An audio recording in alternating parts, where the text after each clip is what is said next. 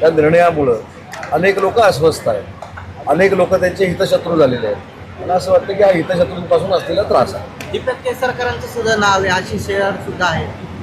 त्यांचे कॉल झालेले सुद्धा अनेकांचे कॉल आहेत. उदय सामंत, तुमचं लाईयच होतं. एकंदरित 18 कॉल केल्याचा दावा केला माझं म्हणणं एकच आहे, आपण जी सगळ्यांची नावं घेतली, हे बघा, एखाद्या व्यक्तीबद्दल श्रद्धा असू शकते, पण त्या व्यक्तीनं त्या श्रद्धेचा गैरफायदा करावा आणि त्यांना यांची नावं जोडली जावी, काय अर्थ आहे असं मला वाटत नाही.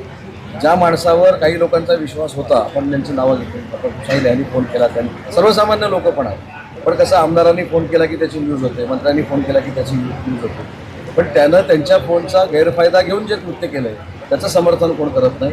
शिवसेना म्हणून माननीय एकनाथ शिंदे साहेबांनी स्पष्ट भूमिका केलेली आहे की जो कोण खरात आहे त्याला कडक कारवाई त्याच्यावर झाली पाहिजे.